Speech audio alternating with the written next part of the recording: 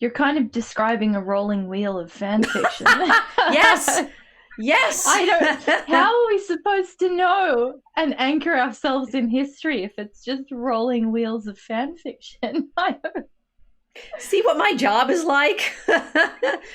These Yeah. yes, they're rolling wheels of fan fiction. That's exactly what they are. And history is used to create that sense of truth, but the more you dig down into these layers, you're constantly finding, oh no, this story was invented in this century to shore up a particular sense of identity at that time, which is then later used to say either some well okay, I'm sorry audience, we've got 10 people watching on unauthorized, which I think is really good. Maybe one of them's me, but okay, 9. That you want so much. I mean, think about the metaphor we're using here. You want so much to have a foundation somewhere. You want so much to feel like there's rock. If you could just dig down far enough, you'd find the base where this whole sort of elaborate story architecture has been built on top of it. And you keep finding another layer underneath.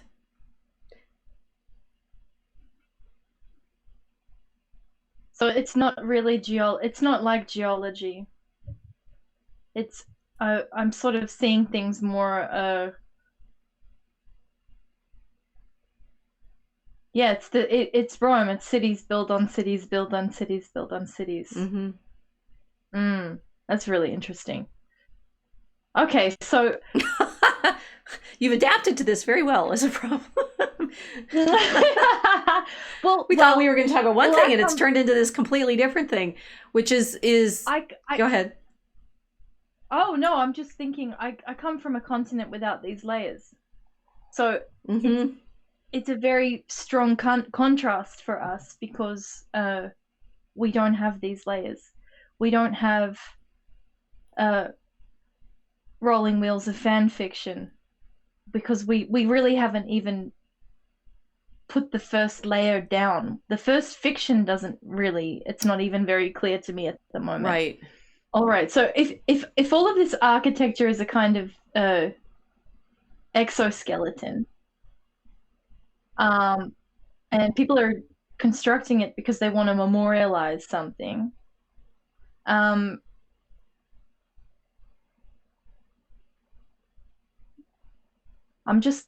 thinking about this.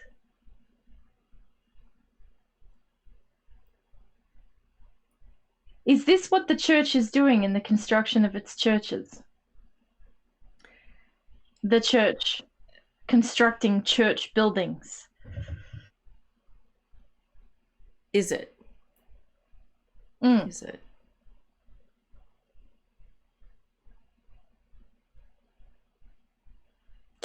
When you ask because that, we have a lot of people arguing.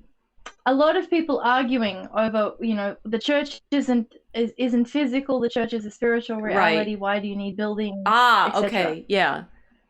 So, from that perspective, because we believe that the church is mystical, even though we have buildings. But I'm wondering whether or not this isn't the intention behind having the building, at least some of the intention behind having a church building, because we do have an architectural tradition. We have our own architectural tradition. But is that why? Or are we just building pretty things? No, I think it's not just building pretty things. I think there's the McLuhan level here is the difference between the medium. And so say, okay, so the medium is the message. Architecture as architecture will always be a message that's independent of the symbolism that is given to particular buildings or the use thereof. Okay.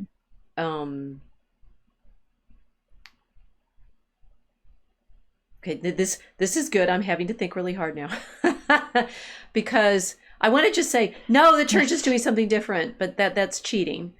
And and I'm trying to think about how my previous thought about, so architecture and story are intersecting, and we're talking about the mythology and the way it's anchored in the architecture.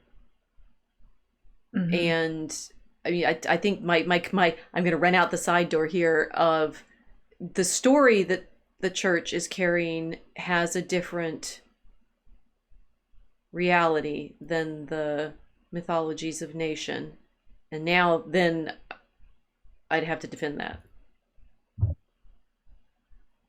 Yeah, probably. Let's see what the chat's saying. Mel says boom. I don't know whether she was responding to that just now. No, so, but I mean, I like this because it means we've gotten to a very interesting problem of the reality of time and time and myth as expressed in the architecture. And if the church is simply like a nation, then no, these buildings are basically the same as building a capital, which I don't think that's true. My historian sense is colliding with my McLuhan sense, and I'm trying to figure out which one wins. Because McLuhan actually understood the way in which the media are creating story, sort of grounding it. So I was talking about that there's these memory palaces of imagination that Bruno and the Renaissance adepts were creating, but a building itself carries memory because of the time span that it exists through, and I mean the way people have interacted with it, but also it's like a tree in terms of its outliving human lifespans. So things happen in it, and it carries that story, which is different now, which is also in my thought. It's different from the design that you give to the building itself. Without all of the buildings, without all of the physical structures that we can point to and say, yes, that's a church, or this is the church, what actually is it? What is the church doing to be able to maintain its story? Otherwise, we all get caught up in the endless wheels of fan fiction, because you've mentioned that there is a distinction between the mythology or all of the stories of the world, and then there's the mythology and the story of the church. So if it's not the architecture, what is it that's keeping the distinction? What is it keeping us from rolling into endless wheels of fan fiction like the rest of human mythology? Well, I like where we've taken this question, because what we're talking about is saying you could, all right, option A, which is what they try in Canberra and Washington, D.C. You can build, or Rome even. I mean, I do think Rome in Augustus's period, all the imperial architecture was a fantasy version of what Virgil writes in the Aeneid, right? We are going to be this great empire, and most of what we think of as Roman imperial architecture is obviously after Augustus. The Colosseum, for example, is later in the first century. That Rome itself built itself fantastically. We've been saying it's been doing it all along. It did it in the imperial period. It does it in the, I mean, you could say St. Peter's is definitely doing that in the one that we have now, but the medieval church was also quite grand. That the fascist stuff, Rome constantly builds itself, its mythology, its fantasy version of itself over and over and over again. And can say, does Rome still believe in itself in that mythological term? To ask the Italians now whether they have a sense of themselves as that city genius, that reality. Okay, can you build yourself into your own mythology? Now, to say London did that too, that Okay. most of what, the tourists see, if you go to a city and you see what the tourists see, it's all this all the monuments in the United States that have been being defaced, including the Washington Monument and the statues and stuff like that.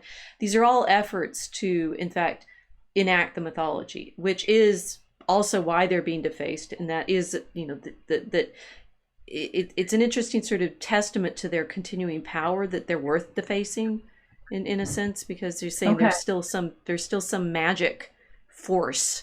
If the Washington Monument gets covered with graffiti, that does mean something. This is where I'm kind of linking the two stories. So we've got the rolling wheels of fan fiction. Stick with that. That's a really good thing to help people figure out why this is so hard to talk about.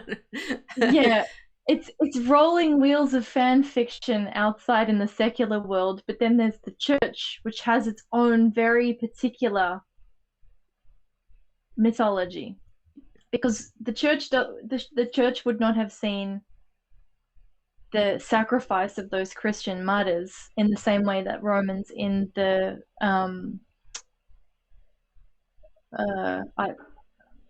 seats around the arena would have seen it.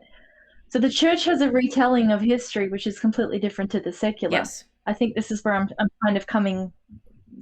We're getting to the impasse now of what we're remembering versus what everyone else is remembering, and why. Right.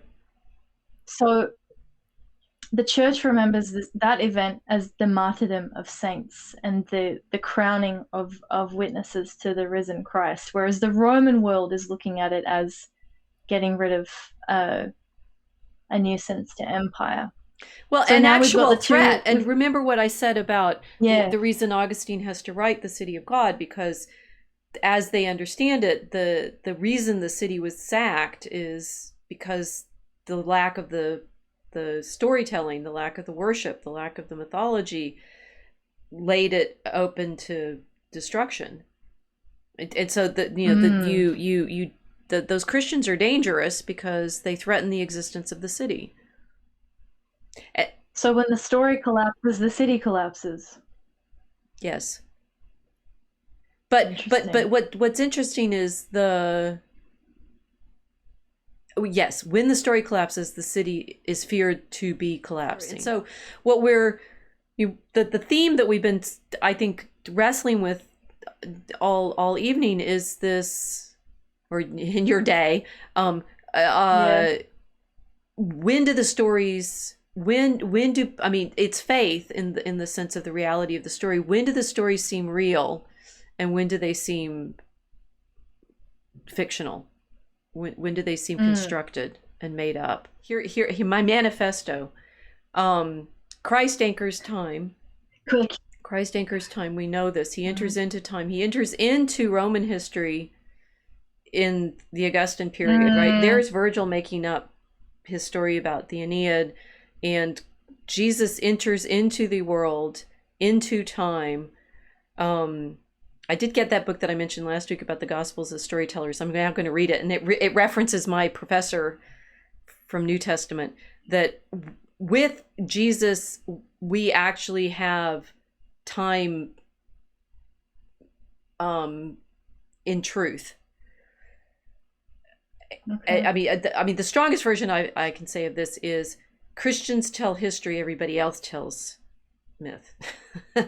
Or not myth, and not myth in our positive sense of the sort of pointing to these the heavenly reality and the ways in which pattern and so forth works, but in the sense of your rolling wheel of fan fiction that never is anchored to reality, so it can be continually reinvented insofar as the state needs it to be, insofar as the power needs it to be. I mean, the mythological version, I would say, of this is Christ is true, and the rest of it's demonic in the sense of the demons will just create yet another version of whatever their kind of power trip is to bespell everybody into serving that state. And that is okay, this I just made a huge leap. So I don't know whether we can unpack this one in the time we have promised ourselves to allow. That without Christ, we're in this constant phantasmagoria of changing stories. The reality is Christ calls us to truth, and that is history rather than this fan fiction stuff. So it seems like in this way I can understand and sympathize with somebody who would like to go up to the Washington Monument and pour paint all over it. Because I suppose for someone who wants truth and who is beginning to be somewhat conscious or semi-conscious of the rolling wheels of fan fiction, right, and can feel that this is an instability in narrative. There's no anchor. They can feel something's off, that things are constantly manipulated and whatever, but without having the Christ centered anchor to keep you in a kind of in the history of Christ. It makes sense to me that people want to reject these monuments because they're instinctively understanding them as props in theater instead of giving the due obeisance to these things as sacred objects, which they only are in the sense that they're sacred objects to a particular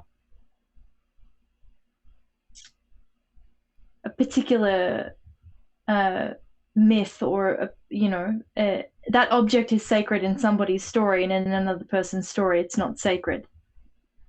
Well, I think what we've interestingly sort of wrestled through is the difference between the sacred that is the aura of the worldly authority. But I mean, Rome considered itself sacred prior to Christianity, and so like I say, that's why they have the Christians killed, because they worry about the threat, and it's not just it's not a political threat. I mean, the Christians are obviously not dangerous because they never did anything. Except take care of each other, and I mean, even when Pliny is writing to Trajan, famously saying, what are they doing? Oh, they meet together and sing songs and take care of their poor, right? It's like, I mean, the Roman officials were perfectly well aware of the fact that the Christians weren't doing anything. I mean, gossip and slander aside, that most of they are a threat to the sacral integrity of the empire. So worldly power, I mean, that's why you could say in Christian terms it's demonic, because there's something, you get angels and demons, and I was talking yesterday, 2 days ago, to Rob Crozy, who's been tweeting about me and how much he learned in our conversation. So follow up on that. And we were talking about angels and demons, and I say they're the same being. Right, angels and demons are. I'm doing a class this coming quarter for graduates on angels and demons, and there's all the sort of philosophical questions that come out of it. But the primary thing that you have to get first into your head is they are the same kind of creature.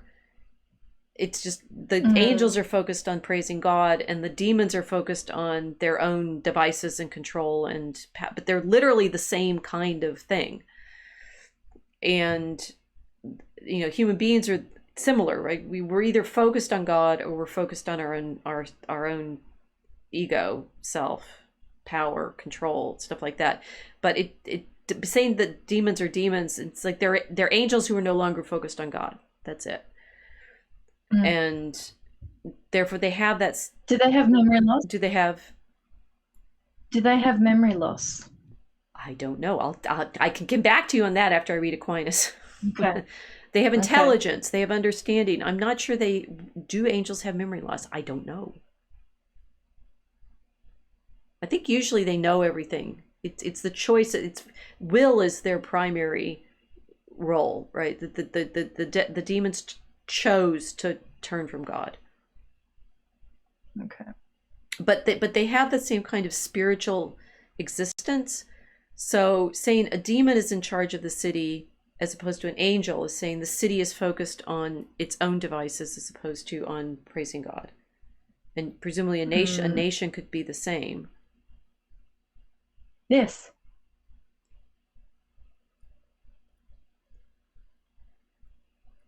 So that explains then why Christian history is was so terrifying to Rome. Yes. Not only are we anchoring history beyond the rolling wheels of fan fiction and ruining constant retelling by saying that the definitive point of human history is the incarnation of the Logos, right. Jesus Christ. But we're then redirecting the attention from worship of whatever was going on in those mythologies to Christ himself. Right. Okay. That sounds pithy. Well, I feel like our audience deserves some answer, having stuck with us this evening. We did this sort of rolling wheel of exploration. From fan fiction to history. From fan fiction to history. Well, so I think we should leave it there. Thank you all so much for joining us, and we promise to continue with this particular